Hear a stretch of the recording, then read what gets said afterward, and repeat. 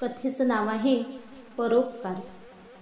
एके दिवशी कार्यशाळा झाल्यावर मी हॉटेलच्या लॉबीत आले. तिथे अंगात अरमानीचा उंची सूट परिधान केलेला व तोंडाने पाईप ओढत असलेला एक मध्यमवयीन गृहस्थ माझ्या नजरेस पडला.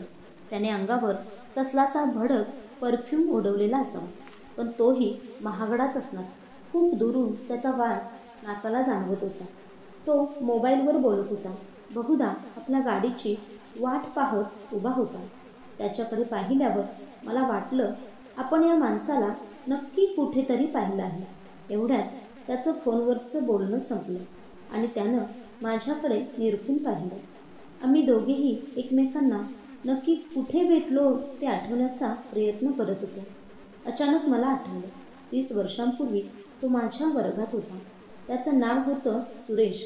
मग मीच विचारलं, तुमचं नाव सुरेशच ना? माझ्या वर्गात होता का तुम्ही? त्यावर तो म्हणाला, मीही तोच विचार करतोय. तू सुद्धा तर नाहीच. मग आम्हाला खूप हसू आलं. आम्ही एकमेकांना भेटल्याला चांगली 30 वर्ष झाली होती. आमची दोघांची वजनं वाढली होती. कॉलेजच्या दिवसांपेक्षा कितीतरी वेगळे दिसत होतो आम्ही. सुरेशचं आणि माझं कॉलेज एकच. 4 वर्ष आम्ही एकाच कॉलेजात असल्यामुळे तसा चांगला परिचय होता. कितीतरी लॅब क्लासेसना आम्ही एकत्र असायचो. मी म्हणाले, तू किती दिवसात भेटला नाहीस? मी मागे ऐकलं तेव्हा तू मुंबईला होतास. मग आता इथे काय करतोयस? हो, मी मुंबईलाच असते. माझा स्वतःचा व्यवसाय आहे. देवाच्या दयेनं माझं फार चांगलं चाललंय. आपण कधीतरी एकदा भेटून खूप गप्पा मारूया, आपल्या जुन्या कॉलेजच्या दिवसांच्या. बरं, पण तू कुठे चालली आहेस? मी तुला गाडीनं सोडू का? माझा ड्रायव्हर त्या दिवशी रजेवर होता, त्यामुळे मी लगेच तयार झाली. इतक्यात हॉटेलच्या दारात त्याची मर्सिडीज गाडी येऊन हजर झाली आणि आम्ही गाडीत बसलो. सुरेशनं स्पष्टीकरण दिलं, माझ्या मालकीच्या काही कंपन्या मुंबईत आणि काही इथे बंगलोरमध्ये आहेत. मी मेडिकल ट्रान्स्क्रिप्शनचा व्यवसायही सुरू केला आहे. मी लोकांना सॉफ्टवेअरचं प्रशिक्षण देऊन त्यांना परदेशी पाठवते. सध्या इंग्लंडमध्ये शिक्षकांची कमतरता आहे, त्यामुळे शिक्षकांना प्रशिक्षण देऊन तयार करून तिकडे पाठवण्याचा माझा बेत आहे. हा व्यवसाय फार किफायतशीर आहे, कारण यात भांडवली खर्च विशेष नाही. पण तू स्वतः अध्यापिका आहेस, शिवाय समाजकार्यही करतेस, असं माझ्या कानावर आलं. ते ऐकून मला दुःख झालं. खरं तर तू जर धंद्यात पडली असतीस तर चांगलं यश मिळवलं असतंस. तू वर्गात सर्वात हुशार होतीस. मी जो शिक्षकाचा पेशा पत्करला त्याबद्दल त्याला खरोखरच दुःख झालेलं दिसत होते. मी त्याचं सांत्वन करत म्हणाले, काळजी करू नको सुरेश. मी हा व्यवसाय निवडलाय तो स्वेच्छेने, राजीखुशीनं.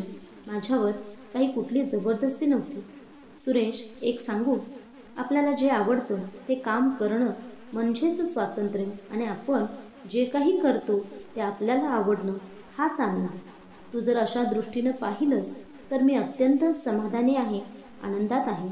एव्हाना आम्ही माझ्या ऑफिसच्या जवळ पोचलो होतो. मी गाडीतून खाली उतरण्याआधी सुरेशनं मला त्याचं व्हिजिटिंग कार्ड दिलं आणि एक दिवस मी त्याच्या घरी जेवायला किंवा नाश्त्याला गेलंच पाहिजे असा आग्रह केला. एका रविवारी मी मोकळीच होते. मला सुरेशच्या निमंत्रणाची आठवण झाली. मी त्याच्या घरी फोन केला, पण सुरेश तेव्हा मुंबईत असल्याचं त्याच्या सेक्रेटरीनं सांगितलं. त्याने मला पुढच्या रविवारी नाश्त्याला येण्याचं निमंत्रण दिलं.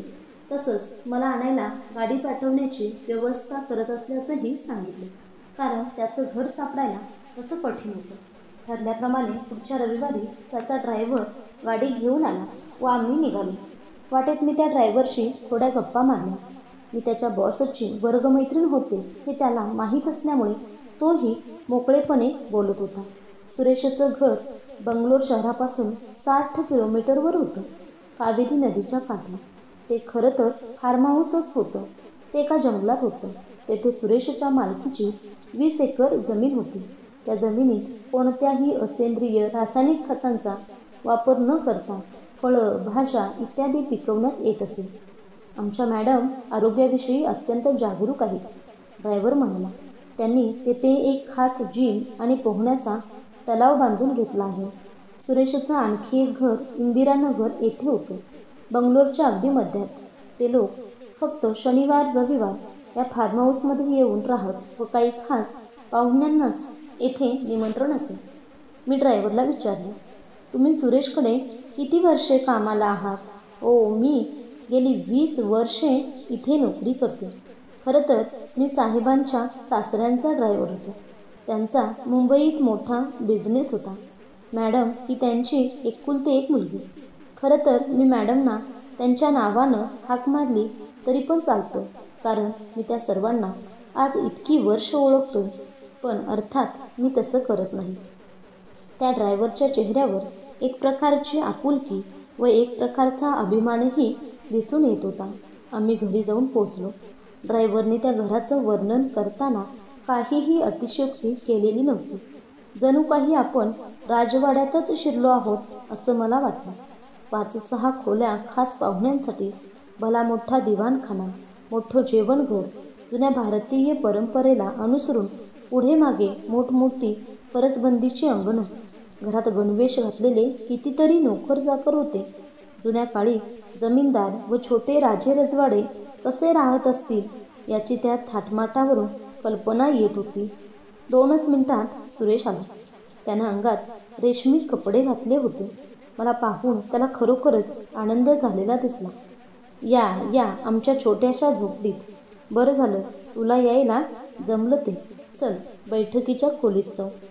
बैठकीच्या खोलीत तर मोठाले पुतळे, तैलचित्र, पर्शियन गालिचे, हंड्या, झुंबर यांचं जणू प्रदर्शनच मांडलेलं होतं. ते घर वाटतच नव्हतं. चंदनाच्या लाकडापासून बनवलेल्या सोफ्यावर रेशमी आच्छादनं घातली होती. सुरेश, एक सांग मला, कॉलेजच्या त्या दिवसांपासून या अशा घरापर्यंतचा प्रवास तू कसा काय केलास? मला आठवत होतं त्याप्रमाणे सुरेश एका गरीब घरातला मुलगा. त्याचे वडील स्वयंपाकी होते. कुटुंब मोठं आणि भरपूर मुलं. आपल्या मुलाला शिकवणं त्यांच्या ऐपतीबाहेरचं होतं. सुरेशच्या वडिलांना ओळखणारे एक सदगृहस्थ होते. त्यांनी सुरेशच्या राहण्या जेवणाची व्यवस्था करण्याची जबाबदारी घेतली. त्याला आपल्या घरी ठेवून घेतलं. त्यांचा मुलगासुद्धा आमच्याच बरोबर शिकत होता. आमच्या कॉलेजने सुरेशला पूर्ण शिष्यवृत्ती दिली. आम्हा सर्वांनाच त्याच्या आर्थिक परिस्थितीची जाणीव होती. त्यामुळे आम्ही सर्वजण आपापल्या परीने त्याला मदत करत असू. आम्ही वर्गणी करून त्याच्या पुस्तकांसाठी लागणारे पैसे जमा करायचो. आमचे लायब्ररियन मुद्दाम त्याला खास सवलत देत असत. सुरेश अभ्यासात तसाच चांगला होता, कष्टाळू होता, पण खूप बुजरा होता. तो आमच्याशी फारसं कधी बोलतही नसे. त्याचं अशा धनाढ्य आणि बडबड्या सुरेशमध्ये कसं काय रूपांतर झालं हे मला जाणून घ्यायचं होतं. तुला माहीतच असेल, कॉलेजचं शिक्षण संपल्यावर मी नोकरीच्या शोधात मुंबईला गेले. मला एक छोटीशी नोकरी मिळाली. मी खूप मेहनत केली. मला एक गोष्ट चांगली माहीत होती, आयुष्यात वर यायचं असेल तर बुद्धी, कष्ट, धिटाई आणि हितसंबंध या 4 गोष्टींची नितांत आवश्यकता आहे. पहिले 2 गुण माझ्या अंगात होते, पण इतर 2 गोष्टी मात्र मला अंगी बाणवून घ्याव्या लागल्या. पुढे माझी व विनाची गाठ पडली. विना म्हणजे माझी पत्नी. तिच्या वडिलांनी मला खूप मदत केली व आम्ही एक वेगळा धंदा सुरू केला. आज माझं फार चांगलं चाललं आहे. मी माझ्या कुटुंबियांना सर्वतोपरीने मदत केली. मी गरीब घराण्यातील होतो याची तुला कल्पना आहेच. मी जमिनी विकत घेतल्या, दुकानं विकत घेतली, घरं बांधली व ती माझ्या आईवडिलांना आणि भावंडांना दिली. आज त्यांच्याकडे प्रत्येक घरी 2-2 गाड्या आहेत. सर्वजण सुखात आहेत. त्यामुळे मीही समाधानी आहे. मी माझ्या कुटुंबाच्या बाबतीतलं कर्तव्य पार पाडलं आहे. आणि तुझी मुलं, त्यांचं काय? मला 2 मुली आहेत. दोघी इंग्लंडमध्ये शिकतायत. एकीचा विषय आहे भारतीय संस्कृती तर दुसरीनं होम सायन्स घेतले. तुझ्या माहितीत काही स्थळं आहेत का त्या दोघींसाठी? मुलगे उत्तम परिस्थितीतले आणि देखणे हवेत. मात्र त्यांनी आपल्या आईवडिलांजवळ राहून चालणार नाही. एकतर त्यांनी स्वतंत्र तरी राहिलं पाहिजे, नाहीतर इथे आमच्याजवळ. तुला तर कितीतरी लोक भेटत असतील.